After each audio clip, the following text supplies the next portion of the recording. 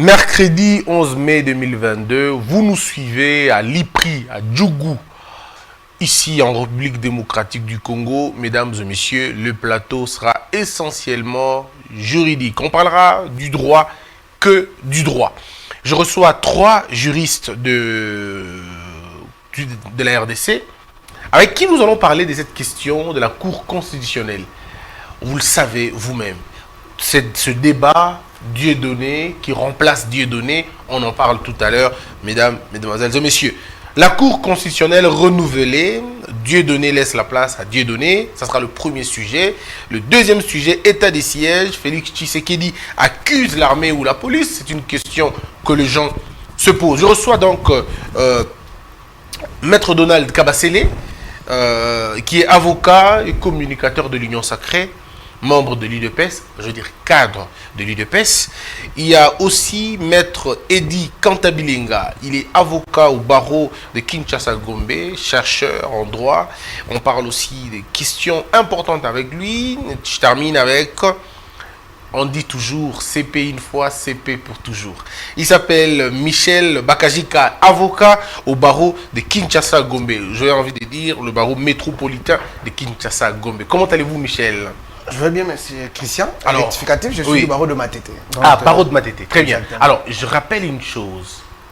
Vous avez été CP une fois, vous le serez toujours. On a fait pratiquement 2 ans d'université ensemble et on a fini le même jour. Vous étiez CP et j'ai l'honneur de recevoir les CP. Merci Christian. Moi, c'est un plaisir de venir sur ce plateau. Oui. Je viens souvent accompagner mon maître Oscar Moubiaï. Oui. Aujourd'hui, j'ai l'honneur d'être sur votre plateau. Je voulais dire une chose dès l'entrée de cette émission, que c'est un honneur pour l'Université de Kinshasa de voir son produit, Christian Bossembe, aujourd'hui faire la fierté de tout un pays, de tout un continent. Les gens parlent de vous dans le bien. Certains pensent d'ailleurs que vous avez fait la communication. Pas du tout. Je rappelle toujours aux gens que c'est un juriste. Et je voulais faire un petit témoignage. Oui. C'est que quand vous êtes venu à l'Université de Kinshasa, à partir du 2e cycle, peu de gens qui vous accompagnaient n'ont pas pu se faire une place. Oui. Mais vous êtes venu, vous êtes taillé de la place à l'UNIKIN, vous avez marqué votre temps et vous avez été parmi les meilleurs compagnons de l'élite. C'est une fierté pour moi. Merci beaucoup. Merci Michel, c'est un grand témoignage. Merci beaucoup. Alors, Eddy Kantabilinga, comment allez-vous? Maître Eddy. Non, je me porte très bien. Je suis fier d'être à l'émission. Vous êtes du barreau métropolitain de Kinshasa. Oui. Comment allez-vous? Ça va très bien, je pense. Non, très bien. D'accord, très bien. Aussi, Maître Kabasele Donald, comment allez-vous? Je vais très bien. Maître Kabasele, vous êtes aussi avocat? Oui, je suis avocat. Du barreau de... Toujours au barreau métropolitain. Métropolitain, toujours. Très bien. Je ne sais pas pourquoi ils aiment bien parler de métropolitain. Très bien. Alors, messieurs et dames, l'actualité, c'est tout de suite, déjà.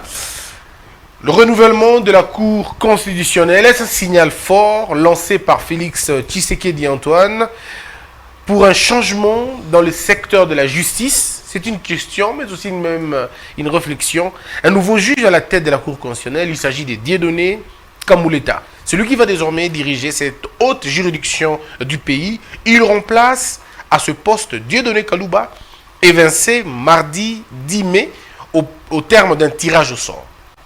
Ses proches dénoncent une mascarade. Certains observateurs estiment que le chef de l'État a développé beaucoup de soucis ces derniers temps sur le fonctionnement de la justice en RDC. Allusion faite à sa récente adresse à la diaspora congolaise à Abidjan. Si nous n'avons pas une justice qui fonctionne, il faut oublier l'état des droits, notre armée et notre police. Mesdames et messieurs, place au débat. À la maison, vous êtes là, vous suivez l'émission. Le juge Kalouba, comment est-il sorti de là? Comment est-il entré? On en parle. Maître Michel Bakajika. D'abord, l'entrée en fonction du juge Kalouba. Comment vous voyez d'abord son entrée en fonction et son éviction? Merci Christian de la question. Lorsque le président de la République avait nommé les 3 juges dont faisait partie le professeur Kalouba, notre ancien honoré confrère, il y a eu beaucoup d'interrogations là-dessus, sur ce mode de désignation. Parce qu'il vous souviendra qu'en son temps, aucun tirage au sort n'avait été effectué. Oui. Mais c'était une nomination qui était tombée comme ça, comme un petit cheveu dans une soupe. Et que le président de la République, en tant que chef de l'État, dans le contexte politique particulier parce qu'il y avait cette guerre entre le FCC et le CACH. Il fallait assainir la justice. Le président de la République s'était imposé, n'est-ce pas, avec cette nomination, ce qui avait même conduit à ce que certains caciques du FCC en son temps puissent boycotter la cérémonie de prestation de serment, n'est-ce pas, de 3 juges avant son élection.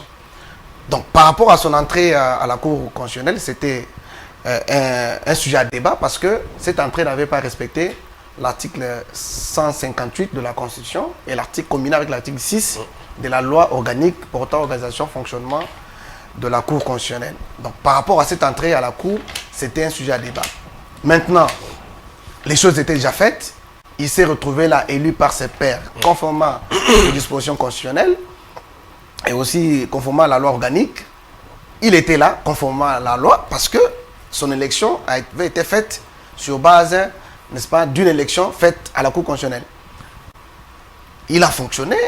Bon, je ne vais pas déjà entrer tout de suite dans le vif du sujet pour parler de la manière dont il a conduit la Cour constitutionnelle et le Conseil supérieur de la magistrature pendant son mandat. Mais sa sortie, n'est-ce pas, c'est justifié. C'est justifié par l'ensemble de son œuvre. Je vais utiliser ces termes pour exprimer les désespoirs que beaucoup de juristes ont ressentis avec la dernière bourde pratiquement commise par notre ancien honoré confrère, le professeur Kalouba. La bourde qu'il a commise dans le premier dossier pénal traité par la Cour constitutionnelle. Donc, d'ailleurs, je me demandais pourquoi il traînait là, pourquoi il était là, pourquoi il a passé tout, je crois, une année de trop. Il ne fallait plus qu'il soit là, en réalité, parce que je crois que... Mais c'est un avocat, c'est un professeur. Est-ce qu'il est pénaliste? J'en sais rien. Mais quand il est devant un dossier comme celui-là, il pense, l'arrêt le dit si bien, que M. Matata, par rapport à son niveau, il ne peut pas être jugé à la Cour constitutionnelle et peut-être pas dans aucune juridiction de la RDC. Non, mais c'est ça, en fait, le problème. Parce que la Cour constitutionnelle, c'est la plus haute juridiction. Cette juridiction ne pouvait pas laisser tout un peuple dans l'impasse. Elle ne pouvait pas se prononcer de la sorte. Parce que, Maître Christian, si vous analysez l'article 164, vous l'analysez convenablement parce que on peut bien avoir fait le droit, il faut avoir un raisonnement juridique logique. L'article 164 de la Constitution vous dit que la Cour constitutionnelle est compétente pour connaître des infractions aux trahisons et tout, mais aussi des faits infractionnels de droit civil commises par le président et le premier ministre dans l'exercice de leurs fonctions et à l'occasion de l'exercice de leurs fonctions. Cette notion-là, dans l'exercice, à l'occasion, les gens ne veulent pas analyser. Mais moi, je vais vous dire une chose. En droit du travail, c'est ça l'exemple qui vient clouer d'ailleurs le professeur Kalouba. En droit du travail, cette notion a son sens. Lorsqu'on dit un accident du travail, on fait allusion à 2 types d'accidents. Un accident connu sur les lieux de travail ou un accident connu à l'occasion de son travail. C'est-à-dire sur les chemins de la... Lorsque vous rentrez chez vous, vous n'êtes plus au travail, vous n'exercez plus. Mais vous êtes en route vers votre maison. Si vous connaissez un accident, cet accident-là, conformément à la volonté du... Et considéré comme l'accident du travail. C'est un accident de travail. Parce que connu à l'occasion de l'exercice de ses fonctions. C'est pareil avec les infractions commises par le Premier ministre à l'occasion de l'exercice de ses fonctions. Plusieurs juristes ne le voient pas, ne l'entendent pas de cette oreille, parce que pour eux, ils estiment que la loi, l'article en question que vous mentionnez, ne parle pas d'ancien Premier ministre. Il parle plutôt d'un président de la République et d'un Premier ministre. Alors, je vais parler des 2 notions. La compétence fonctionnelle d'une juridiction, à ce qui concerne les infractions commises, c'est au moment de la commission des infractions que l'on voit la qualité que la personne avait. C'est au moment de la commission de l'infraction. C'est pas au moment de poursuite. C'est pas au moment de poursuite. C'est au moment de la commission de l'infraction. Mais l'article 164 est intelligent. Cet article-là, c'est un article intelligent parce qu'il vous fait la nuance entre les infractions qu'on commet lorsqu'on exerce et les infractions commises dans l'exercice de ses fonctions. C'est là qu'il y a toute la nuance. Peut-être les gens ne veulent pas lire, mais lisez à fond, vous allez comprendre que le législateur ou les constituants a fait les distinguos entre les infractions commises lorsqu'on exerce et les infractions commises lorsqu'on avait exercé. C'est à l'occasion. Et par là, je crois que le professeur Bahati, qui est dans la logique, qui a même participé à l'élaboration de cette constitution, vous a dit, lors d'une plénière, que lorsqu'ils écrivaient cette disposition, ils faisaient effectivement allusion aux infractions commises lorsque le Premier ministre ne sera plus là ou le président ne sera plus là, mais qu'il avait commis des infractions à l'occasion de son titre, là, de sa qualité de président ou de Premier ministre Et donc, ces infractions-là peuvent être connues. Très bien. Merci, Maître Michel. Devant la Cour constitutionnelle. Je reviens à vous tout à l'heure. Les téléspectateurs se sont rendus compte que pendant que vous étiez en train de parler, Maître Kabasele prenait note, ce que j'ai bien aimé en principe, et l'expression de Maître Kantabilinga était celle de vous regarder. C'est ce qui est très bien dans un débat. C'est important que ceux qui nous suivent à la maison soient dans l'ambiance de l'événement, de ce qui se passe. Alors, Maître Kabasele, à vous, je pose la même question. Le dossier Kalouba énerve. Voici ce que les autres disent. Monsieur Kalouba paye le dossier Matata. Que Félix Tshisekedi voulait tellement arrêter Matata, voulait tellement clouer Matata, que monsieur Kalouba ne lui a pas donné la tête de Matata. Et comme monsieur Kalouba n'a pas donné la tête de Matata, c'est monsieur Kalouba lui-même qui le paye. Vous êtes avocat, comment analysez-vous la situation? D'abord, le président Tshisekedi, je me demande pourquoi il voudrait la tête de Matata. Je pose la même question. Je crois que Matata est libre, c'est un citoyen congolais. Le président a dit une fois, il a parlé sur Matata une fois, il a dit qu'il l'appréciait et qu'il avait beaucoup de respect pour Matata.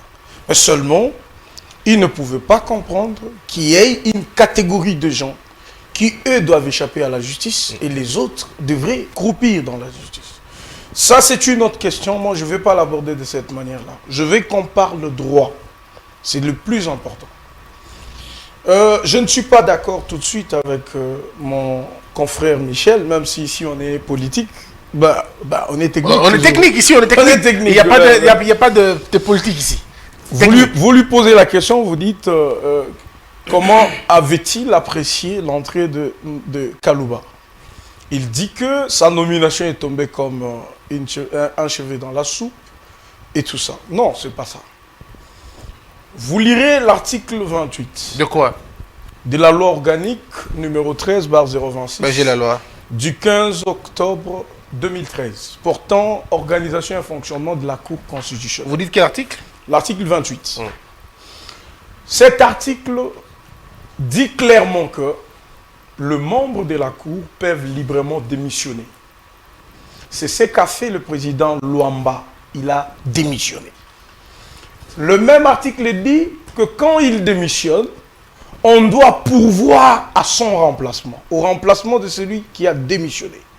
Et donc, Luamba ayant démissionné librement, on devrait pourvoir à son remplacement dans le respect de cet article 28. C'est comme ça que Kalouba a été nommé. Pour finir le mandat de Luamba. Pour finir le mandat de Luamba. Et donc, il n'y a pas d'inconstitutionnalité, il n'y a pas d'illégalité. C'est la légalité, c'est la constitutionnalité. Ça, c'est le premier point. Deuxième. Certainement, on attendait le tirage au sort pendant cette période. Le même mois, je crois le mois où ils ont organisé l'élection du président de la Cour constitutionnelle, c'était le mois où on attendait le tirage au sort. Je vais vous expliquer. Allez-y. Il est également prévu, parce que beaucoup de gens l'ignorent en fait. Vous lisez l'article 34 de la même loi organique, parce qu'on doit parler texte.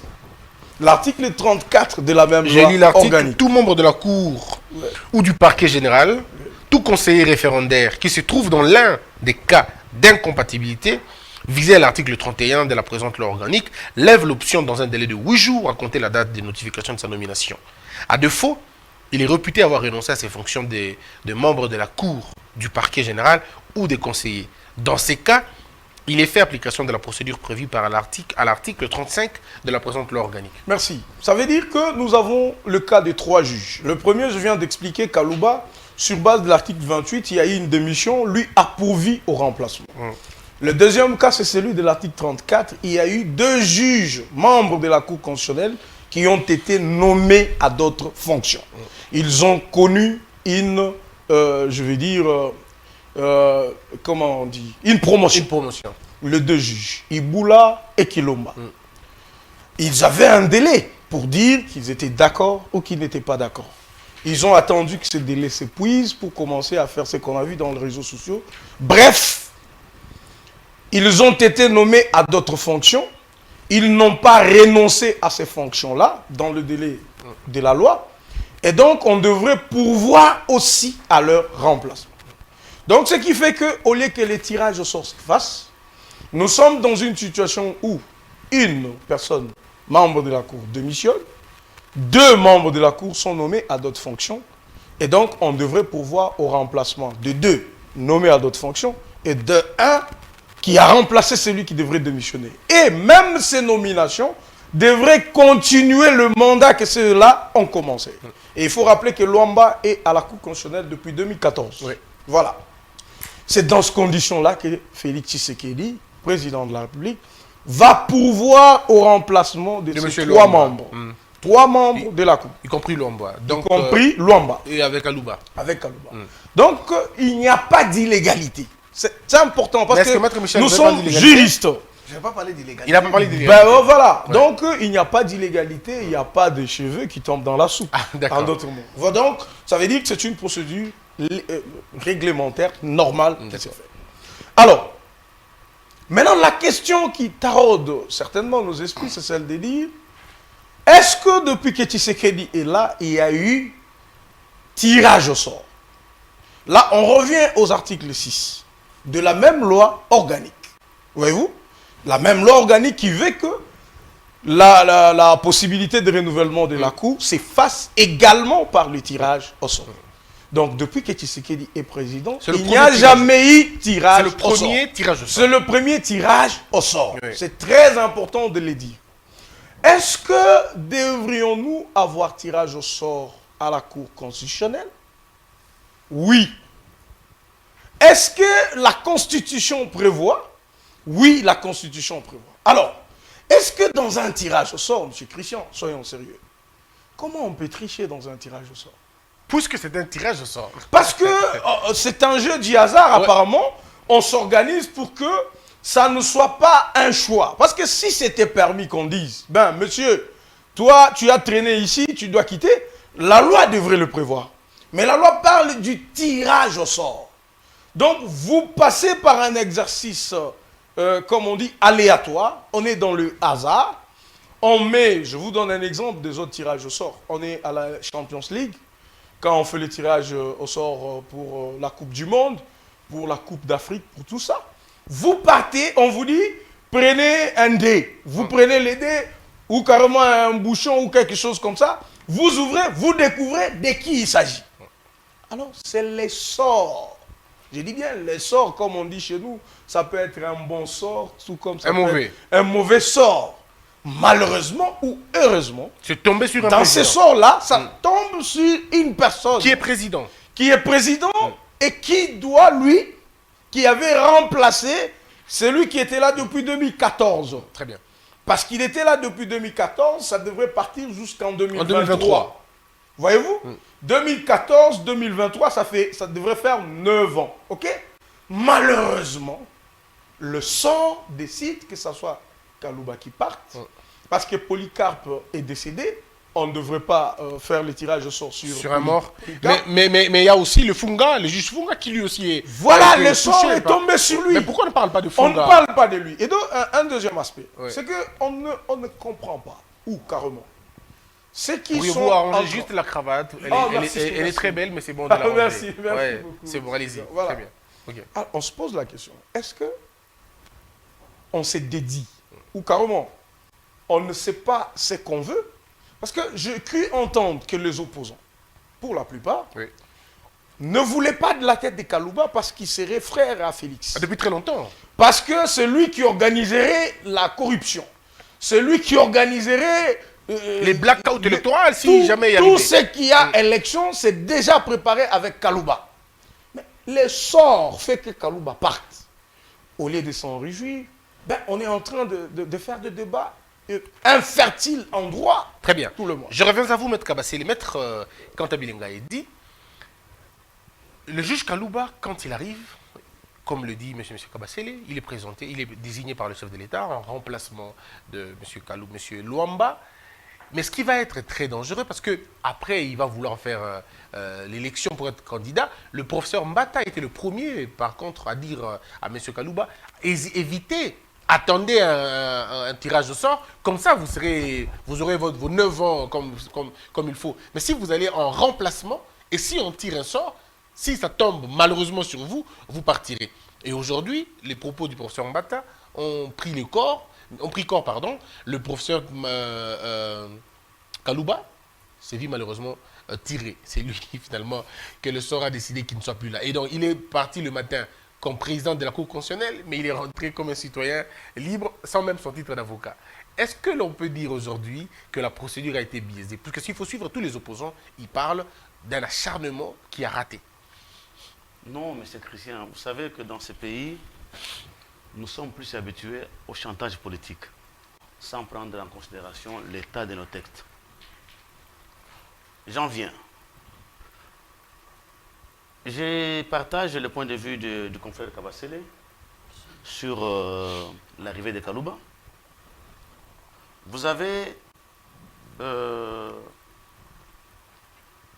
juge Kalonda qui est décédé.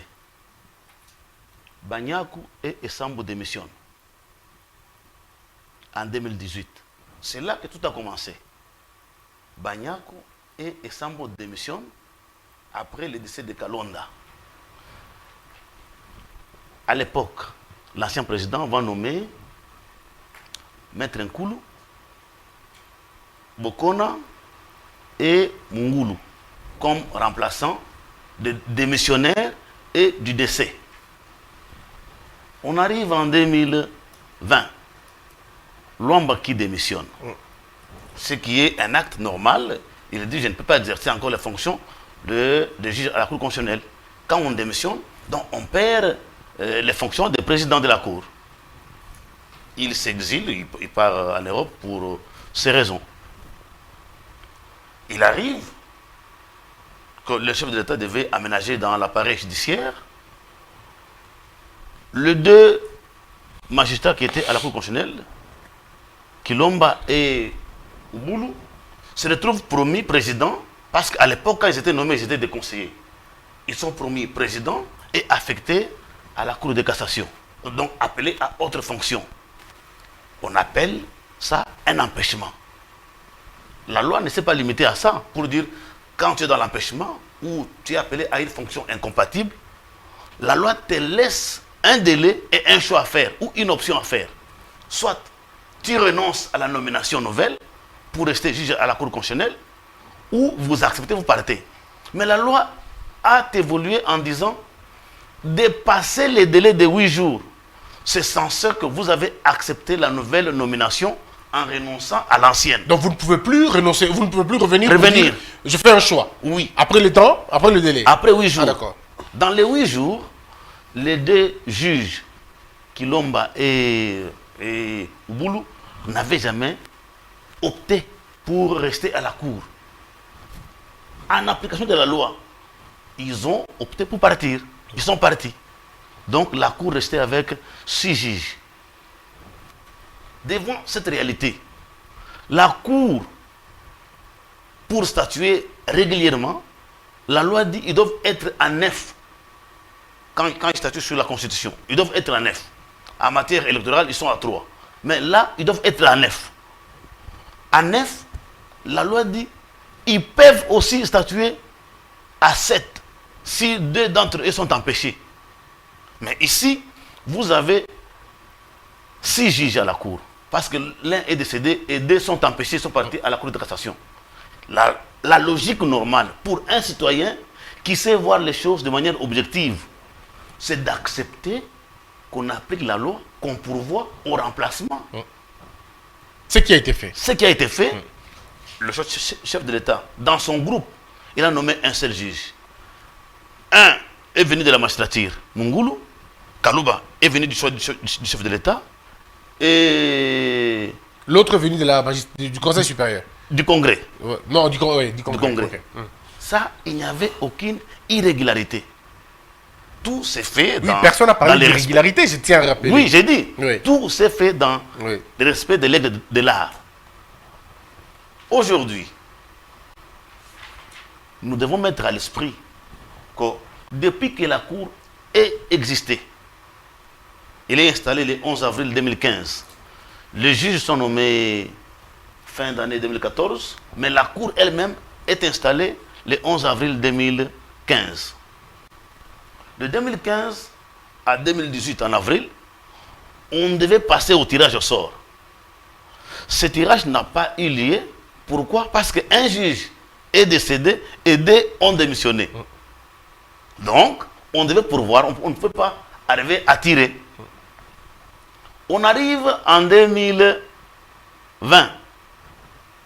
Le scénario s'est reproduit. Cette fois-là, c'est démission et contre-empêchement. On a pourvu avec d'autres juristes. Alors, le premier tirage au sort, c'est celui-ci. C'est celui-ci qui est le premier tirage au sort. Mais cependant, sans rentrer dans les débats des personnes, pour ce qui est de la loi dit, lorsqu'on procède aux deux premiers tirages au sort, le premier et le deuxième, on doit tirer sur les magistrats initialement nommés. Or, Kalouba n'a pas été initialement nommé à la cour. Il est venu en suppléance de la démission. Ceux qui étaient initialement nommés, qui étaient restés à la cour, sont au nombre de 2 aujourd'hui. Ça veut dire, vous avez Corneille Wassenga, qui a été nommé en 2014, et vous avez Mavungu, qui est venu en remplacement de Luzolo, qui est sorti quelques mois après pour aller être conseiller à la présidence. À ce point-là, comme c'est le premier tirage, il y a vice de procédure quant à ce. Les tirages pouvaient avoir lieu, mais en respect à la loi qui dit on devait prendre, quand c'est le deux premiers tirages, on doit prendre ceux qui étaient initialement nommés qui devaient sortir. C'est quelle loi qui le dit? Mais la Constitution le dit. Oui, dans quel article? 558? Prenez d'abord la loi. Vous prenez la loi d'abord, l'article 6. L'article 6 de la loi. Oui. Le mandat des membres de la Cour est de 9 ans. Il n'est pas renouvelable. La Cour est renouvelée par les tiers tous les 3 ans. Lors des 2 premiers renouvellements, il est procédé au tirage au sort du membre sortant par groupe pour les membres initialement nommés. Voilà. Alors, qu'est-ce qu'on entend par initialement nommé? Donc, ceux qui étaient nommés à l'installation de la Cour, quand la Cour était installée, c'est ça ce qui fait initialement nommé. Donc, dans les groupes de 3, s'il y a ceux qui étaient initialement nommés, ce sont ceux-là qui devaient être concernés par le premier tirage. Parce qu'aujourd'hui, c'est le premier tirage qu'on a connu dans ce pays, des juges de la Cour constitutionnelle. Parce qu'on n'a pas eu de tirage, il y a eu décès, démission et empêchement. Depuis que la Cour est installée, c'est le premier tirage. Oui, premier tirage. D'accord. Donc, quant à ce, il y a vice. Parce que celui qui a tiré, ou celui qui a organisé le tirage, le greffier en chef près de cette Cour, n'a pas respecté la loi.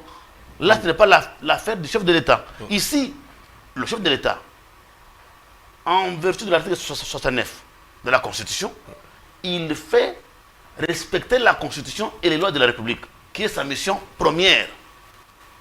Il appelle les greffiers par son directeur de cabinet pour dire il faut procéder au tirage.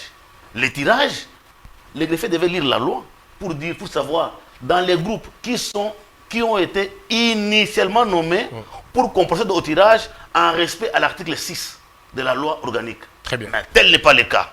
Alors, donc il y a vice-procédure. Vice-des procédures. Maintenant, il y a on va terminer une opinion. Il y a une opinion qui veut faire un raccordement frauduleux pour dire que c'est lié à Matata ou non, mon cher ami.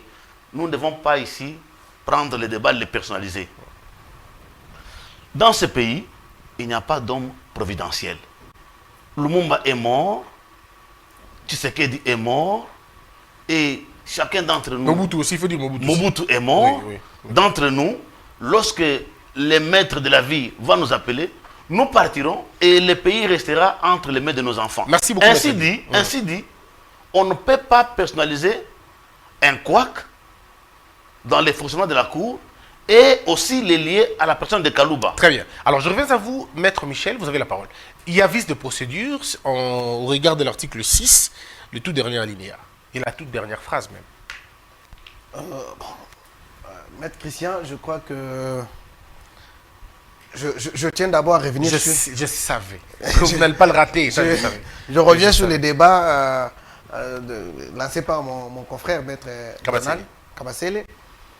Lorsqu'il dit qu'il n'y a pas d'illégalité, nous n'avions pas parlé de l'illégalité. Nous avions dit que les contextes politiques dans lequel l'ordonnance des nominations du professeur Kalouba avait été prise. C'était un contexte particulier. Je voulais rappeler une chose parce qu'on nous parle de la démission de Luamba, on nous parle de 2 juges qui avaient été promis. En réalité, lorsque nous faisons ce débat, même si c'est un débat technique, mais il y a également l'aspect politique. Parce que la Cour constitutionnelle elle-même, c'est une juridiction particulière. Contrairement à d'autres ordres de juridiction, la Cour constitutionnelle, ses membres sont nommés par le président de la République. Alors que l'ordre judiciaire, vous voyez comment est-ce que les magistrats ont des promotions, contrairement à la Cour constitutionnelle où les gens viennent composer la haute cour. Lorsque le président de la République nomme les 2, Kilomba et Iboulou, ça avait fait débat. Eux-mêmes, je me souviens en son temps, ils avaient refusé même de recevoir leur notification. Nous étions ici. Ils avaient refusé. Il n'y a jamais eu d'accusé de réception de ces juges-là. Ils étaient étonnés, scandalisés. Ils avaient même dit qu'il leur restait 1 année à la Cour constitutionnelle. Il fallait que le président leur laisse 1 année qui termine leur mandat. C'est vrai qu'il y avait une erreur d'appréciation de la part de leurs avocats. Je crois que c'était Maître Noël Tchani qui était l'avocat de Kilomba, qui n'avait pas donné sa position, qui n'avait pas conseillé utilement à ses clients à donner la position dans les 8 jours comme prévoit la loi. Ça, c'était une erreur technique, mais en réalité, dans le contexte de son temps, les juges n'étaient pas d'accord avec cette nomination. Bon, après, le droit, c'est vrai, il est rigoureux, mais lorsqu'il y a violation de la loi, tout tombe. Même si vous aviez de l'envie de ne pas démissionner, mais bon, devant la loi, on abdique. Pour revenir au débat de la violation de l'article 6, bon, moi, je ne fais pas la même analyse. C'est vrai que la loi dit qu'on doit procéder au remplacement des juges qui étaient initialement nommés, mais l'article 8 de la même loi donne la possibilité même aux juges qui étaient nommés en remplacement d'avoir un autre mandat. Ça voudrait dire que la loi n'oblige pas forcément à ce que, lors du tirage au sort, que les juges qui avaient été nommés en premier soient remplacés. Parce que si vous lisez l'article... Je vais lire l'article 8. Le membre de la Cour nommé en remplacement de celui dont les fonctions ont pris fin avant terme achève le mandat de ce dernier. Il peut être nommé pour un autre mandat s'il a exercé les fonctions de remplacement pendant au moins 3 ans. Pendant moins de 3 ans. Ouais. Exactement. C'est pour dire d'ailleurs que le professeur Kalouba aujourd'hui a la possibilité d'être nommé encore. Il a la possibilité, conformément à cette disposition, d'être nommé comme étant membre de la Cour constitutionnelle. Parce que il a exercé ce mandat à moins de 3 ans. Donc, il a la possibilité, selon la loi, de revenir aux affaires, de revenir à la Cour constitutionnelle. Donc, c'est vrai qu'il y a cette irrégularité relevée par le confrère, mais l'article 8, il y a parfois l'ambiguïté lorsqu'on fait l'analyse combinée des dispositions pour se dire, mais pourquoi l'article 8 vient donner la possibilité à un membre qui a été nommé en remplacement, qui n'a pas fait plus de 3 ans, d'être renommé encore. Mais l'article 8, à la lumière, ne parle pas d'initialement prévu, ce n'est pas la Non, même mais chose. c'est ça ce que je suis en train de dire. C'est pour dire qu'on ne force, selon l'article 8, même un membre qui a été nommé en remplacement peut être tiré au sort. En réalité, c'est ça ce que cet article veut dire. Et lorsqu'il est tiré au sort, il peut être renommé encore. C'est ce que veut dire cet article. Si nous faisons l'analyse, mais à la première lecture de l'article 6, c'est vrai que le tirage au sort doit être organisé par rapport aux membres qui étaient initialement nommés.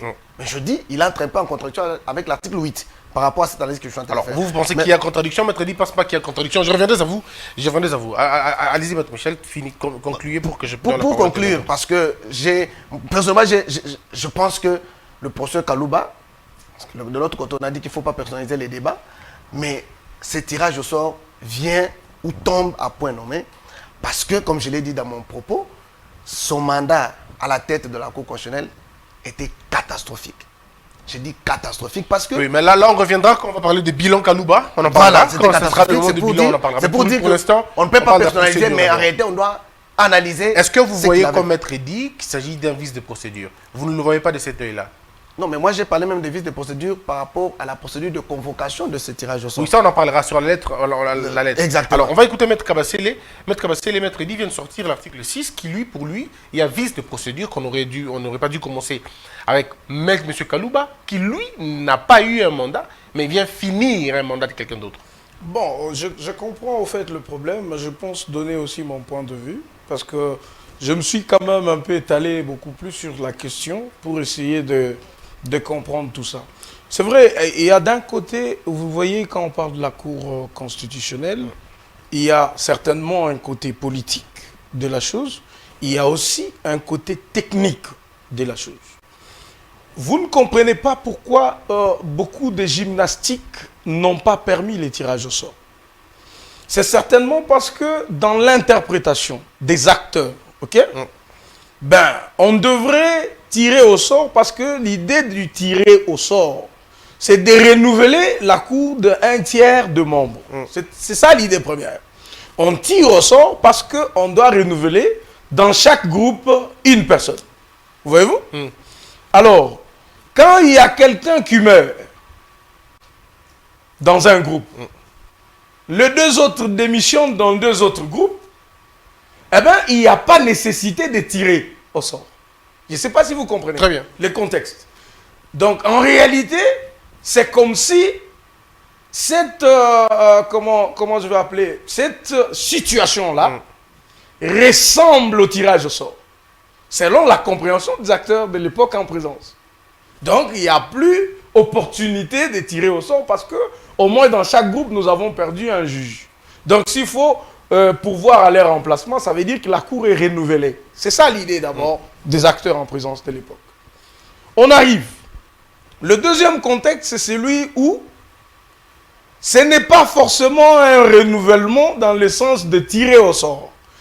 Maintenant, la deuxième réflexion devient, écoutez, ça c'était peut-être, on dit, il n'y a pas opportunité de tirer au sort, mais cette fois-ci, nous sommes dans un cas où il y a absence de membres de la Cour qu'on devrait pourvoir. Qu'est-ce qu'on fait? Ben, Luamba démissionne, les deux autres, ils ne viennent pas des deux groupes, hein. Les deux autres qui ont été promus venaient du groupe, comment on dit, du Conseil supérieur de la magistrature. Parce que vous savez qu'à l'époque, il y avait une forte tension. Le FCC à l'époque avait encore la majorité. Donc, il n'y avait pas de possibilité que Mabunda, qui était elle-même présidente des chambres, avec Tambwe Mwamba au Sénat, que le Parlement donne un membre que Félix Tshisekedi devrait nommer. Voyez-vous? Donc, quand les autres ont été promus, on a pris dans le lot du Conseil supérieur de la magistrature les deux qui en dépendaient et qui ont été ramenés de l'autre côté. Alors, maintenant, on dit, ben, finalement, il faut respecter la loi organique, il faut respecter la Constitution. Il faut faire un tirage au sort au lieu de simuler les tirages au sort. Mais cette fois-là, on ne va pas considérer que, selon cette réflexion, on ne va pas considérer que c'est le premier renouvellement. Parce que le tirage au sort a pour objet de renouveler. Alors, s'il faut parler renouveler, vous vous rendez bien compte que la Cour a été renouvelée à l'époque. Elle a été renouvelée en 2020 ou 2021, c'est l'époque où on a nommé le juge. Maintenant, il fallait finaliser avec un renouvellement qui respecte les tirages au sort. Alors là, est-ce que là, non, on va dire, Maître Kamasseli, est-ce un raisonnement est-ce un raisonnement politico-juridique ou c'est un raisonnement technique? Je veux m'expliquer, ça devient intéressant. Oui, très intéressant, je l'avoue. Dites-moi un peu, la loi dit que tous les 3 ans, on devrait renouveler. Oui. Ça veut dire que comme ils étaient nommés en 2014, donc en 2017, on devrait renouveler. Quand on renouvelle en 2017, on ça veut dire que 3 ans après, ça veut dire... En 2020. 2020, on devrait renouveler. Puis en 2023. 2020 et puis 2023. Alors, nous connaissons une situation, une première, qui fait qu'on remplace le membre qui était nommé par-ci, par-là. Est-ce qu'on a renouvelé ou on n'a pas renouvelé? S'il faut parler renouvellement, on a renouvelé ou on n'a pas renouvelé? C'est effectivement, on a renouvelé. Mais sans passer par les tirages au sort. C'est ça la réalité. Pourtant, le tirage au sort, c'est la colonne vertébrale voilà. Du renouvellement. Maintenant, aujourd'hui, pourquoi j'explique tout ça? C'est pour faire comprendre à Maître Eddy, je comprends sa logique. Celle de dire, eh ben, s'il fallait aller dans le sens du tirage au sort, il fallait prendre le membre initialement nommé, vous voyez, et puis ce sont ces membres-là qui devraient être remplacés. Mais c'est contradictoire avec l'idée du tirage au sort. Parce que s'il faut qu'on choisisse que le tirage au sort va se passer avec les 3 membres initialement prévus, d'où sortira l'idée de tirer au sort. Mais c'est ça Parce aussi que le les problème. tirages Non, au ça sort, me- les ça me tirages au complique un sort, peu. Ouais. les tirages au sort, c'est que vous vous lancez dans un terrain où vous ne savez pas qui doit quitter la cour. C'est maintenant ces tirages au sort qui définissent qui quitte la cour. Mais est-ce que ce n'est pas cibler les gens aussi? Ah voilà. Maintenant, si il faut aller dans l'idée de mettre Oui, Eli, il faut cibler. ça aurait Que été vous ne ciblé. participez pas Voilà, au tirage, par exemple. mais les autres, oui. Par exemple. Et pourtant, si on fait ça, on viole la Constitution. Je ne sais pas si on se comprend. Parce que si on veut tirer au sort, ça veut dire qu'on ne dit pas que ben on regarde celui-là c'est qui. Lui c'est tel. Qui sont les plus anciens? Il y a Wassenga, Corneille, avec les autres. Est-ce qu'on devrait dire, ben écoutez, Wassenga et vous, vous ne participez pas. Bon, ou carrément c'est vous qui quittez la cour. On n'aura pas tiré au sort si on fait ça. Donc les tirages au sort qui entend une idée abstraite, un voyage vers l'inconnu, voudrait que tout le monde participe au tirage au sort, et si le sort est mal pour toi, tu es parti. Bon, alors, supposons que... Donc ce n'est pas une violation de la parce loi. que je suis en train de réfléchir, moi aussi. à Ouais, ma ben, tête. réfléchissons. Je suis en train de voir. Oui. Donc, si on fait des fixations pour dire tel a été nommé avant, tel a été nommé, tel a été nommé, il n'y a pas l'idée Alors, de tirage au sort. avant de parler à Maître Eddy, mais la même question à tout le monde, les tirages au sort concernent qui? Les tirages au sort concernent les individus ou les mandats? Les tirages au sort se fait par groupe. Ça veut dire... Non, je comprends bien. Mais est-ce que c'est les mandats ou les hommes? Puisqu'ici, vous avez parlé des hommes qui sont en remplacement. Ça veut dire en continuité des mandats de Non, quelqu'un. la loi, la Constitution Oui. dit que le membre de la Cour a un mandat de 9 ans. Justement, ça c'est un mandat. Non renouvelable. Oui. Ça veut dire qu'il est prévu. D'ailleurs, c'est une force que vous me donnez. Parce qu'un membre de la Cour, il est possible qu'il fasse tout le 9 ans. Bien sûr. Il est possible qu'il fasse tout le 9 ans. Ça veut dire parce qu'il que échappe à tout le la sort. loi dit Il que échappe à tout le tirage. il peut échapper. Oui. Et ce ne sera pas un péché Oui, qu'il bien sûr. échappe. Je comprends très bien. Donc, parce que c'est un tirage au sort, Oui. donc vous ne savez pas, le sort va tomber sur qui. Bon, parlons de celui qui remplace. Je donne Ouais. un cas, Ouais. je reviens à vous, Maître Eddy. Ouais. Prenons le cas de quelqu'un, non, même pas les cas, prenons le cas du juge Kalouba. Ouais. Il vient en remplacement. Ouais. Ça veut dire que lui il n'a même pas encore fait ce propre 3 ans. Voilà. Il fait les 3 ans de M. Kalouba, de Voilà. M. Luamba, Voilà. qui est terminé. Est-ce que le tirage de sort peut concerner un monsieur comme ça? Par exemple, moi je vous réponds. Oui. Voilà pourquoi nous avons proposé. Rapidement pour qu'il prenne la Nous parole. nous proposons que sur ce point-là, la loi organique devrait être explicite. Pour essayer de juguler les petites contradictions. On ne peut pas dire qu'on part au sort au moment où on doit se faire des fixations sur un membre du groupe qui serait ancien ou Ou nouveau, quand on sait qu'il y a des gens qui sont en remplacement. qui sont en remplacement. Oui. Donc, les sorts, selon le sens de la loi organique, selon ce que moi je comprends, ces sorts-là peuvent vous attaquer, vous venez d'arriver et vous partez. Et vous partez. Tout comme le plus ancien, il peut rester jusqu'à la fin. Et donc, il n'y a pas de violation. Très bien. Alors, Maître Eddy, la même D'autant plus que c'est les sorts qui décident. Très bien. Maître Eddy, la même question. Vous venez pour continuer le mandat de quelqu'un. Ce n'est pas votre mandat. Vous n'avez pas été nommé vous-même, mais vous venez en remplacement. Est-ce que le tirage au sort peut-il concerner ceux qui remplacent? Monsieur Christian, je suis ravi d'échanger avec le confrère. Et je suis aussi ravi lorsque le confrère de Kabassel m'a dit ici, il a dit ici que le débat est technique. Ce qui est technique, c'est être devant l'évidence. Ce qui est évident n'appelle pas débat.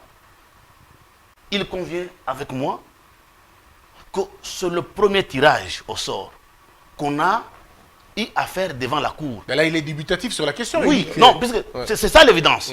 Ça veut dire, quand on débat sur les aspects techniques, il faut prendre en considération l'évidence des faits.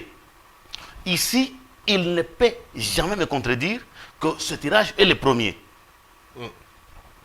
Dans la Constitution. Si, non, bah. Vous dans- n'êtes pas d'accord? Dans la Non, Constitution. moi je pense Dans que la ce n'est Constitution. pas le premier. Très mais bien. seulement Non, les termes tirage a échappé au premier remplacement. Très Non, bien. non, il y a Alors, au ceci. premier remplacement, on a parlé d'un scénario, Ok. mais en réalité, c'était une simulation des tirages. Non, Très bien, allez-y. non, non. Vous avez la Le parole. tirage au sort qui est prévu par la loi, c'est les greffiers qui tirent les juges qui doivent sortir.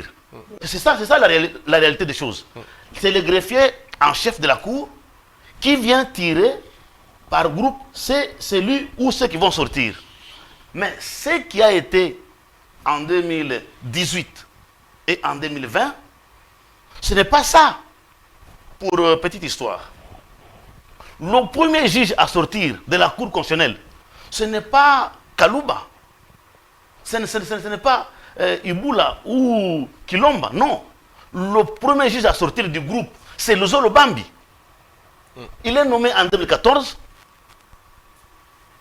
aussitôt relevé, même pas sans prise de fonction. Il est nommé et on l'a relevé de son mandat. Qui entre, c'est le juge Mavungo. Pouvions-nous appeler ça tirage au sort? Non. La Cour n'est pas installée en 2014. La loi dit que le mandat de la Cour commence à la prestation de serment. La Cour est installée le 11 avril 2015. Donc la Cour est installée en 2015. Le premier tirage devait avoir lieu en 2018. Le deuxième en 2021. Aujourd'hui, nous sommes en dépassement d'une année et non de 2 ans, comme a dit le confrère. Nous sommes en dépassement d'une année. Et devant l'évidence, il y a un aspect qu'il ne prend pas en compte. La loi prévoit qu'un juge peut démissionner. La démission est un acte volontaire. Le juge qui est en fonction, il démissionne. Vous allez appeler ça tirage au sort? Comme c'était le cas de Banyankou et Sambo. Ils ont démissionné volontairement. Pouvons-nous appeler ça tirage au sort? Non.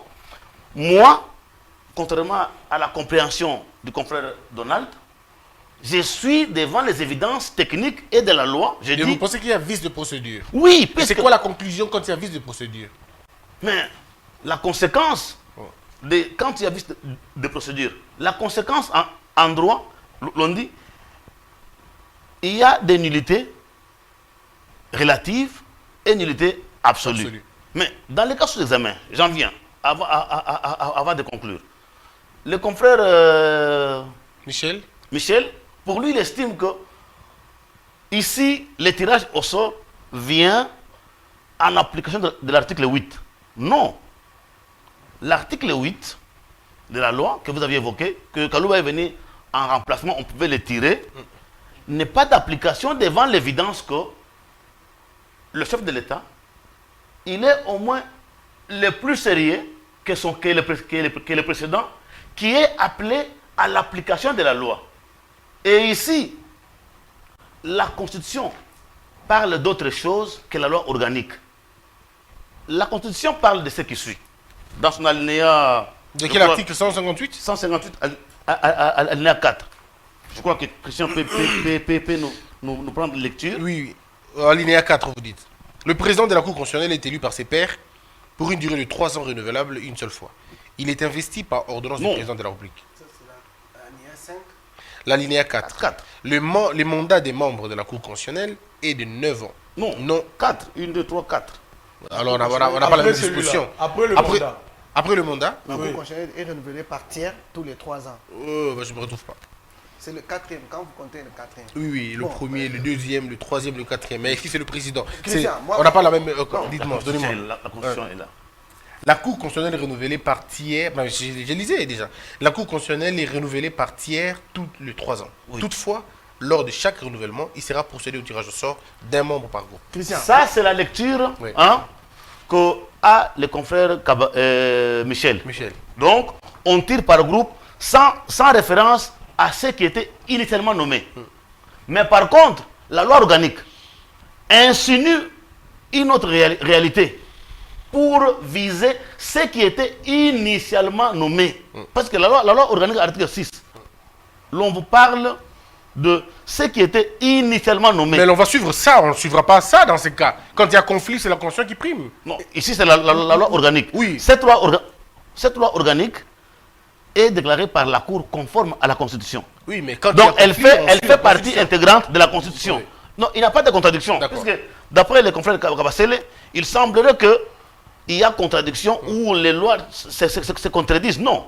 Christian, la loi organique, oui, avant que le chef de l'État ne puisse la promulguer, elle est soumise à l'examen de la Cour constitutionnelle pour examiner sa conformité.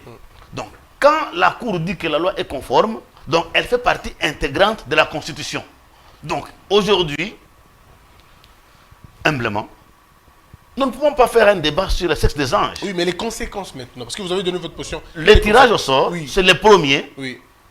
devant d'autres réalités, des missions et des faits. Ça c'est des réalités évidentes. Mais ici, le premier tirage est évident que d'après la loi organique de la Cour, on devait viser dans chaque groupe les premiers, les initialement nommés. Mais puisque nous en sommes là, qu'est-ce qu'il faut faire? Nous en sommes là. Pour ma part, la Cour, la loi dit qu'il y a vice de procédure. Mais la loi n'a pas prévu une sanction quant à ce. C'est ça la faiblesse de cette loi. La loi ne donne pas la sanction pour dire, comme il y a nullité, c'est nul. Mais cependant, par contre, la loi parle de ce qui suit. C'est de quel article? C'est la nomination. Attendez. La nomination, c'est l'article, je crois, 2 et 3. L'article 2. La Cour constitutionnelle, si après la Cour comprend 9 membres. 2. Article 2. Alinéa 2. L'on dit seulement que Oui. est nul de plein droit toute nomination intervenue en violation des articles 2 et 3 de la présente loi organique. Oui, c'est Donc, l'article 4. s'il y a nomination aujourd'hui qui se base sur ce tirage au sort, qui n'a pas respecté la loi organique, cette ordonnance sera critiquable en vertu de l'article 2 de la loi organique. L'article 4. Très bien. Maître Michel. Alors, Christian, moi je pense que le confrère Maître Eddy nous amène sur un terrain où on doit commencer à disséquer chaque disposition légale. Je vous ai dit tout à l'heure, je vous ai dit tout à l'heure qu'il faut parfois faire la lecture combinée des dispositions légales. C'est très important. Parce que, on va parler tout à l'heure de l'état des sièges, lorsqu'on prend l'article 85, on prend l'article 119, si on fait une analyse séparée, on a une autre compréhension. Si on fait une analyse combinée, on arrive à un autre résultat.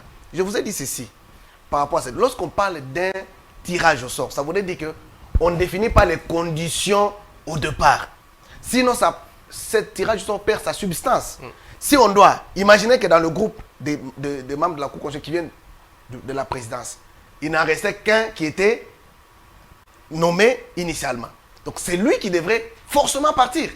Et les deux autres qui étaient nommés, s'il y en avait deux qui avaient démissionné du groupe de la présidence, ça voudrait dire que celui qui était resté le plus ancien allait forcément partir. Parce que il faut faire application de l'article 6. Mais là, ce n'est plus le tirage au sort. Ça devient le droit d'ancienneté qui est d'application.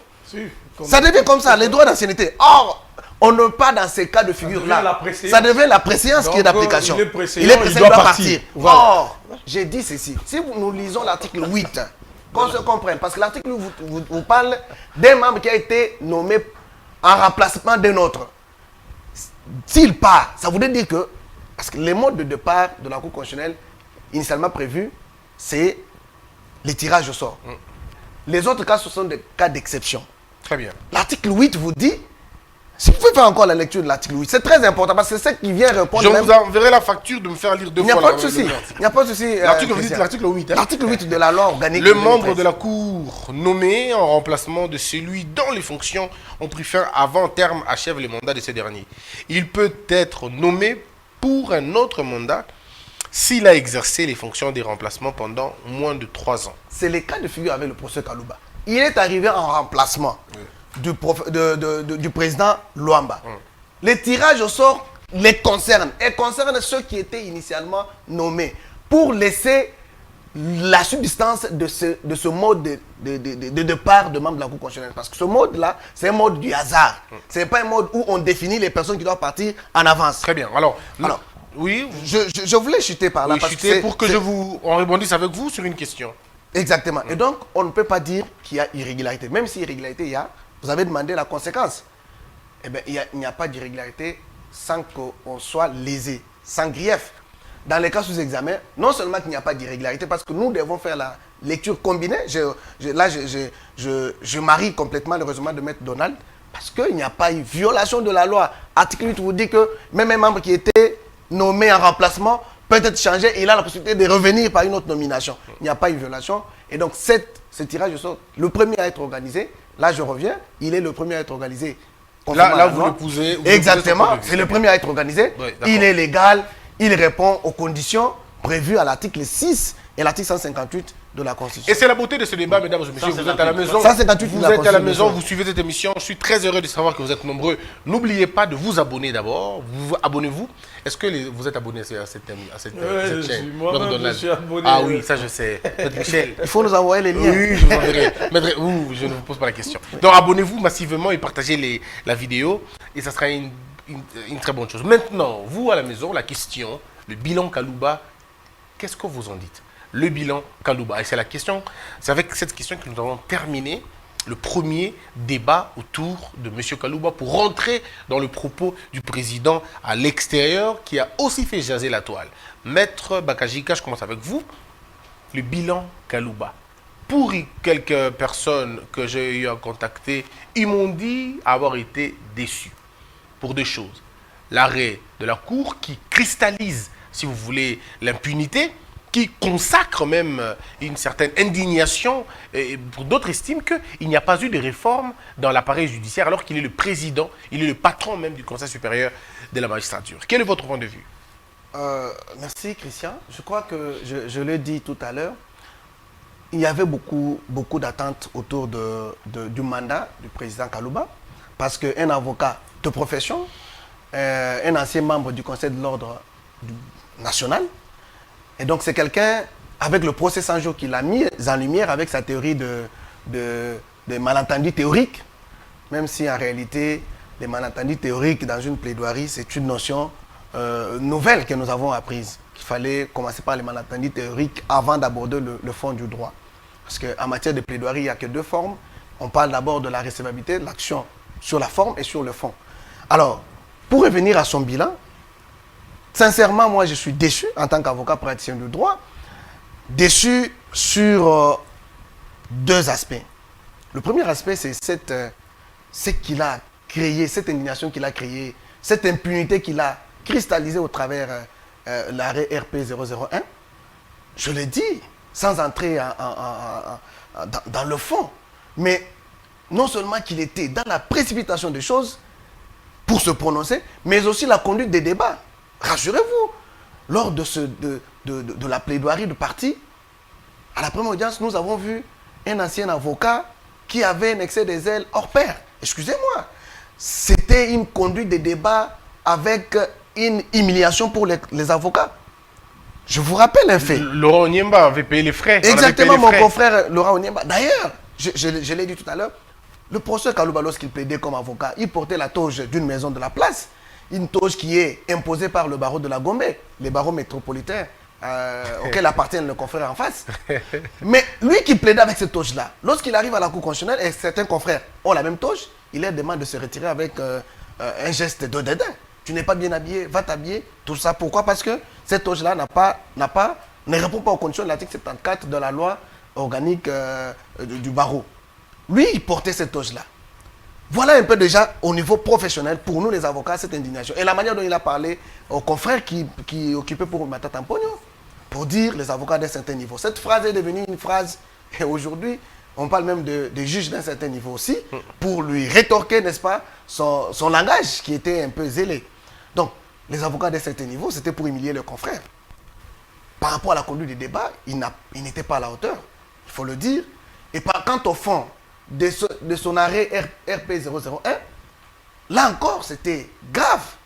Parce que moi, je l'ai dit, je reste convaincu dans mon analyse que l'article 164 de la Constitution donne la compétence à la Cour constitutionnelle de connaître les faits infractionnels commis par le président de la République et le Premier ministre dans l'exercice de leur fonction ou à l'occasion de l'exercice, c'est-à-dire s'ils ne sont plus président ou Premier ministre. Mais lui, il s'est laissé berner par le professeur Nyabioumou, qui, dans ce procès-là, était un avocat de la partie prévenue. Il ne pouvait qu'amener une théorie, même si cette théorie ne répond pas, n'est-ce pas, à la logique. Parce qu'il était l'avocat d'un certain niveau. Exactement. C'est normal. Bon, écoutez, mais la réalité est telle que, à ce jour, n'est-ce pas, à ce jour, la Cour constitutionnelle, c'est un vide. Il y a l'impunité qui s'installe. Et la Cour de cassation même est en difficulté aujourd'hui. Elle a en difficulté de se prononcer. Elle ne sait pas si elle se déclare incompétente. Ça voudrait dire que c'est fini avec la poursuite d'un ancien Premier ministre et d'un ancien président de la République. C'est pourquoi la Cour de cassation est en train de réfléchir sur comment sortir de cette impasse dans laquelle le professeur Kalouba nous a mis. Très bien. Donc, par rapport à son bilan, je voulais évoquer une autre notion. Je crois que Maître Donald va évoquer ça, ou Maître Tidi. Il a sorti un autre arrêt de principe. Parce qu'il a posé 2 actes à la Cour constitutionnelle. 2 actes. Le premier acte, c'est l'arrêt de principe, je crois, l'arrêt 156, où il parle des exceptions d'inconstitutionnalité soulevées devant les juridictions. On va revenir lorsque le débat sera lancé. Mais cet arrêt-là qu'il avait sorti, dès les premiers jours de son mandat à la tête de la Cour constitutionnelle, c'est un arrêt sujet à débat aussi. Parce que lorsqu'on soulève une exception d'inconstitutionnalité, pour lui, il fallait que la juridiction saisie transmette d'abord les dossiers à la Cour constitutionnelle. Il fallait que la Cour constitutionnelle ouvre un dossier pour que la juridiction puisse sursoir. C'était un débat. Il a amené une gymnastique lourde. Or, c'est vrai qu'il y a des avocats qui font ces procédures-là par dilatoire. Des procédures dilatoires. Pour soulever les exceptions de constitutionnalité par dilatoire. Mais il y a également, dans certains cas, dans certaines circonstances, des comportements des juges qui violent les dispositions légales. Et lorsqu'on soulève une exception, on vous dit non, il y a un arrêt des principes. Sorti par qui? Par le professeur Kalouba. Très bien. Je vais sortir tout à l'heure. Je reviens à vous tout à l'heure, le temps pour vous de les chercher. Maître Kabassele, le bilan Kalouba, est-ce que le bilan Kalouba est à la hauteur du nom de Kalouba et de son titre, de son rang, de sa notoriété? Je vais parler du bilan après, mais c'est bien d'essayer d'apporter quelques précisions. C'est très important. Bon, je n'étais pas en train de dire que les situations passées, celles de 2018, de 2021, étaient réellement des tirages au sort. Non, vous étiez en train de simulations. Voilà, c'était des simulations de politiques qui voulaient justement contourner les tirages au sort. Très bien, parlons du bilan pour gagner le temps. Donc, je crois que dans une situation de tirage au sort, nous sommes tous d'accord que le sort n'est pas connu d'avance. Très bien. Parce que le sort n'est pas connu d'avance, ça veut dire qu'on ne peut pas faire des fixations sur un juge plus ancien que l'autre, d'autant plus que la Constitution, l'article 158, tel qu'on la lit tout de suite, la Constitution ne fait pas ces distinguos-là. Très bien. Donc, alors, la Constitution prime. Il ne nous reste plus que 18 minutes, on va faire l'économie du temps. Par rapport au président Kalouba, qu'est-ce qu'on attendait de lui? On attendait vraiment des résultats à 2 niveaux. D'abord comme président de la Cour constitutionnelle et aussi comme président du Conseil supérieur de la magistrature. Donc au niveau de la Cour constitutionnelle, c'est la production scientifique en termes d'arrêt, de gestion des contentieux et tout ça. Sur ce point-là, il faut reconnaître que au moins cet arrêt de la Cour constitutionnelle, le premier en matière pénale produit par notre Cour, notre prestigieuse Cour, vraiment, ça laisse à débat parce qu'au moins, nous savons que l'actuel Premier ministre Samalou Kondé peut commettre des gaffes comme il veut. Et tant qu'il ne sera plus Premier ministre, ça veut dire qu'il ne sera jamais poursuivi pour ce fait-là. Et ça, ce n'est pas compréhensible. On ne peut pas l'accepter. Mais vous n'allez pas demander à Kalouba d'inventer des lois, cher Non, on n'invente pas. Il a dit lui-même, l'arrêt le motive assez bien, qu'il n'y a pas de juridiction claire pour un monsieur comme ça. Non, mais écoutez, dans un état de droit, il faut d'abord que la Cour constitutionnelle parte du principe que tout le monde est soumis à la loi. Donc, on ne peut pas avoir des catégories de personnes qui échappent au contrôle judiciaire. Mais votre loi ne le dit pas. Non, c'est pas ça. La Cour, elle a aussi l'obligation d'interpréter la Constitution. Elle ne légifère pas. Interpréter la Constitution, donner des avis.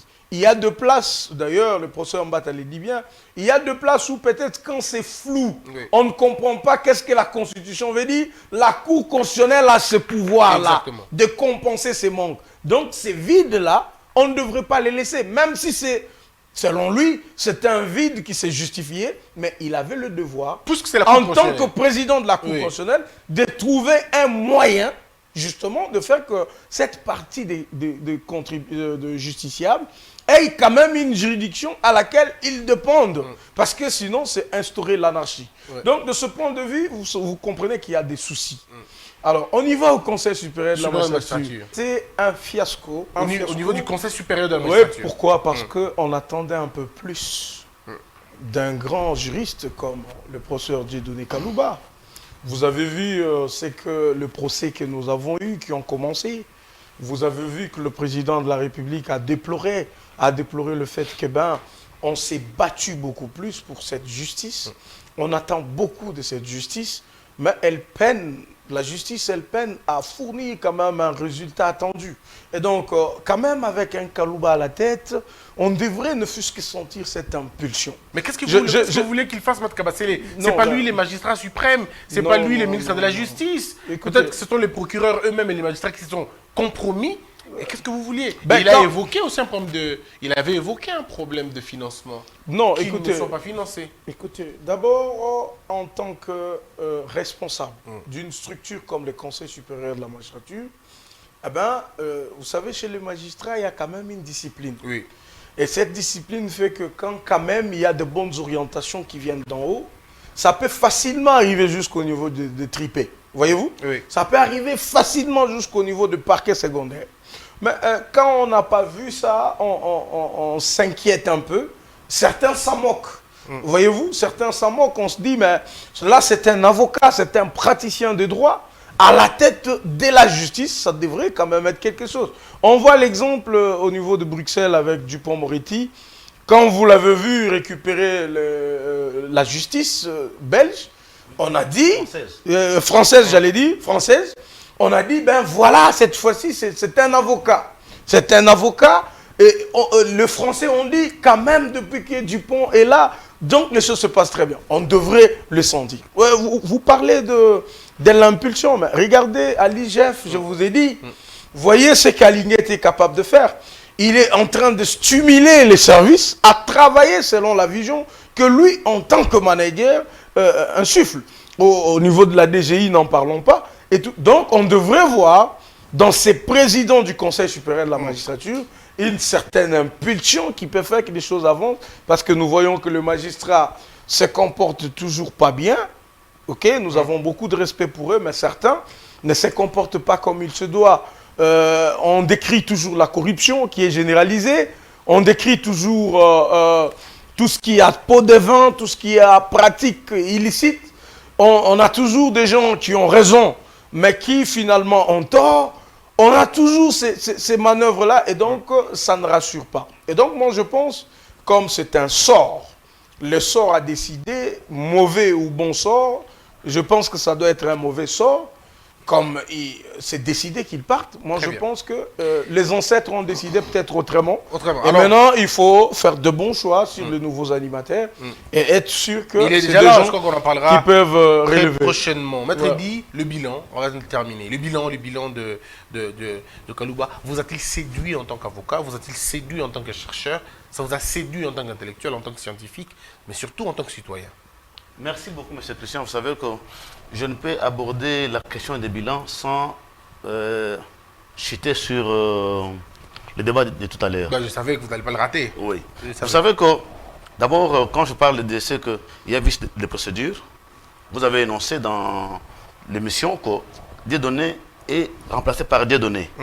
Oui, Dieudonné remplacé par Dieudonné. Mais écoutez, prenez l'article 40 de la loi organique. C'est Dieudonné qui remplace Dieudonné est nommé en 2020. Mais la loi dit autre chose. La loi parle du juge ancien, le membre ancien.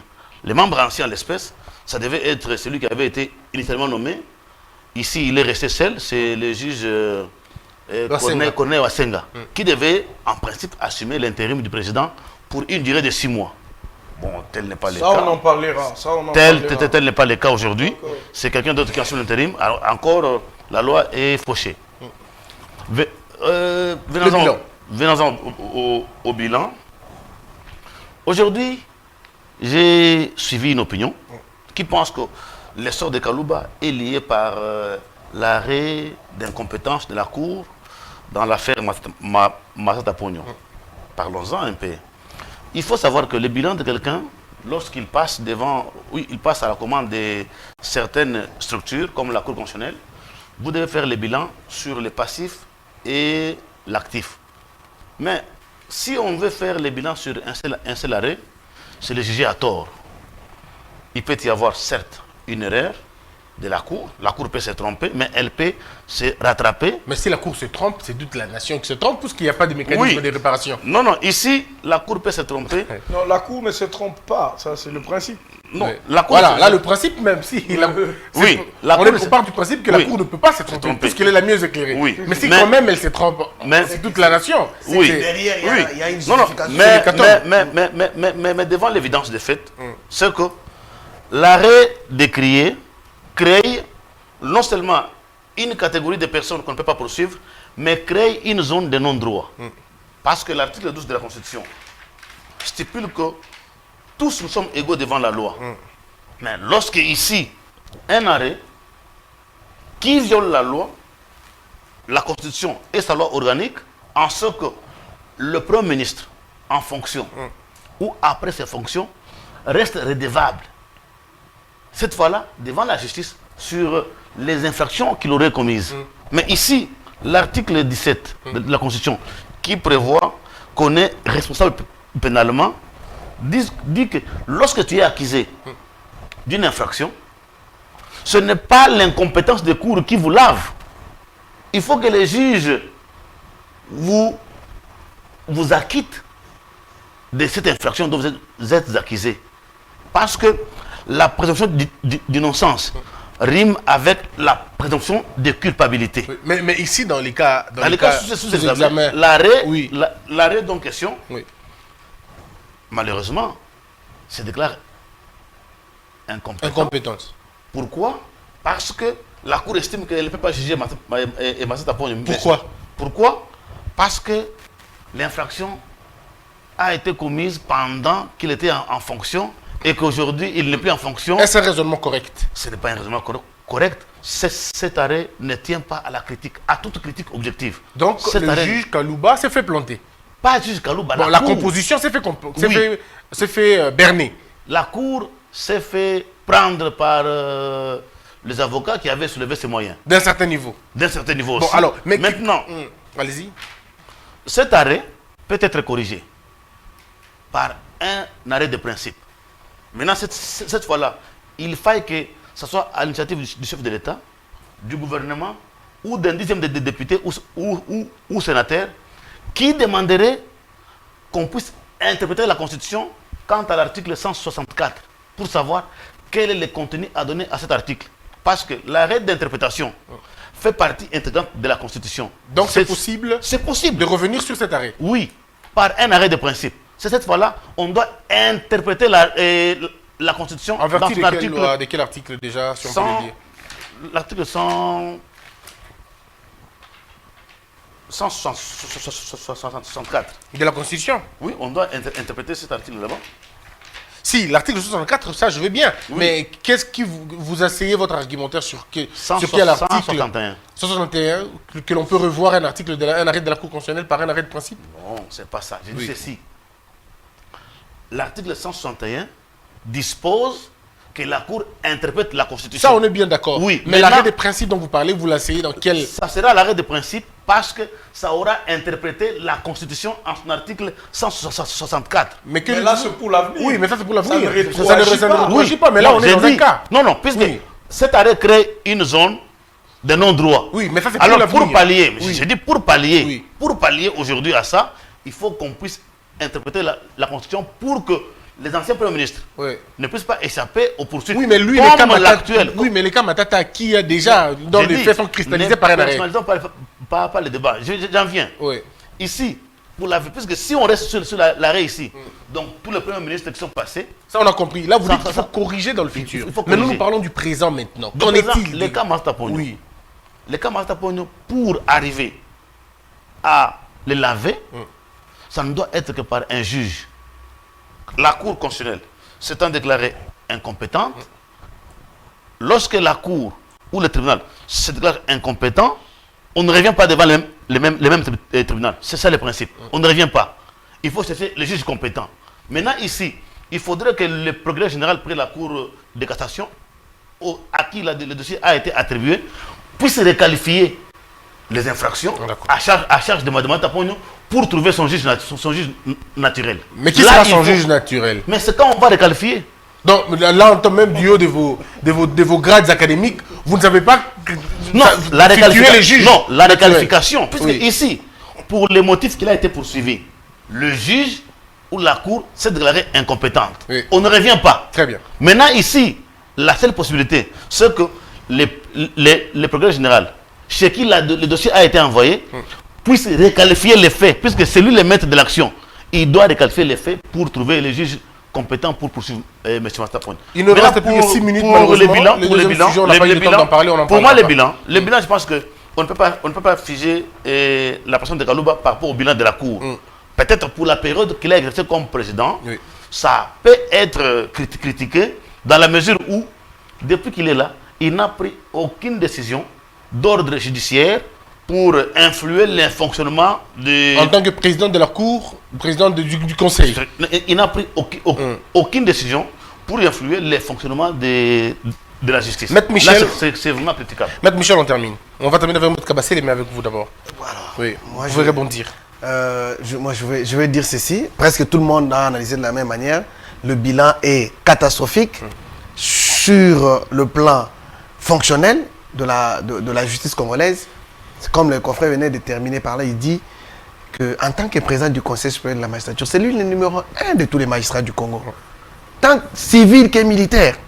Mais regardez les abus que les gens connaissent dans des parquets. Qu'est-ce qu'il a fait? Lui, il connaît ça, il connaît. Je vous donne un exemple simple. Les modes de paiement d'une caution. Lorsque quelqu'un est arrêté, il faut payer une caution. Cette caution-là, conformément à la loi, elle est remboursable. Mais vous allez voir, par exemple, que vous payez $200, $300 à un magistrat qui prend ça directement, mais dans l'ordonnance de relaxation, on vous parle de 100 000 francs congolais. La DGRAD n'intervient pas. Aucune mesure n'est prise là. Or, cet argent, en réalité, c'est l'argent remboursable. Ça doit entrer dans les trésors publics. Et si la personne est acquittée, on doit lui rembourser la caution. D'ailleurs, dans un bon terme, on appelle ça cautionnement. Et donc, lui, il Mais connaît. ça, on ne rembourse pas. On ne rembourse pas. Lui, il connaît tout ça. Il connaît tout ça. Il n'a rien fait du tout. Il n'a rien fait. Je ne sais pas s'il a réuni même les conseils supérieurs de la magistrature en question pour prendre des décisions. Rien. Je vous donne un autre cas typique. Je ne vais pas individualiser les débats. Il y a eu, vous l'avez dit dans votre propos tout à l'heure, il y a eu une grâce présidentielle. Oui, mais alors là, c'est terrible. Hein. Ah, oui, là, c'est une terrible. catégorie de personnes. Alors qu'il y avait un homme politique arrêté, condamné, Oui. on retrouve cette personne-là sur la liste des... Non seulement ça, mais il est libre, il revient, cette personne est il libre. nargue les gens, quoi. Et vous savez quoi? Parce que le procureur général, près la cour d'appel de la Gombe, a été suspendu.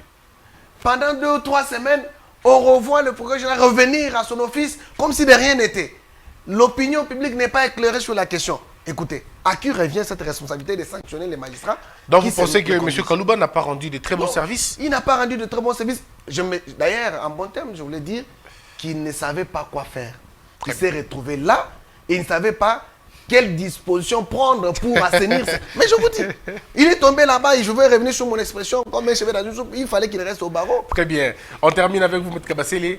On n'a pas eu le temps, malheureusement, de parler de... C'est vrai, il nous reste encore 2 minutes, mais le temps de tourner la page, ça ne sera plus le moment. Alors, est-ce que vous êtes d'accord que vous êtes d'avis avec Maître Eddy qu'on peut requalifier les choses? Est-ce que le dossier Matata, on oublie? Est-ce que le dossier de du bon fonctionnement de l'appareil judiciaire en ce moment, qu'est-ce que l'on fait exactement? Ben, c'est vrai que les arrêts de la Cour Sont inattaquables, irrévocables sont inattaquables, irrévocables. Et Ça erga omnes, s'applique d'ailleurs. erga omnes, voyez-vous. Mais est-ce que nous devons laisser la nation dans cet imbroglio? Moi, je pense que non. Le salut du peuple étant au-dessus de la loi, comme on dit, salus populus suprema lex. Ça veut dire, le salut du peuple est au-dessus de la loi. La loi suprême.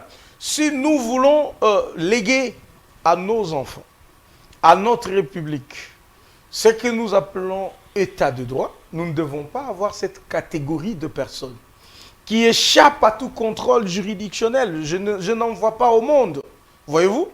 Et aujourd'hui, imaginez, vous partez à la Cour de cassation, on vous dira la Cour constitutionnelle a dit qu'elle n'est pas indépendante, qu'elle n'est pas compétente. Nous aussi non plus, parce que c'est un ancien Premier ministre. Ben, c'est quoi sa juridiction? On reste dans cet imbroglio? Moi, je pense que non. Il faut trouver des mécanismes qui existent il faut partir de pratiques qui existent.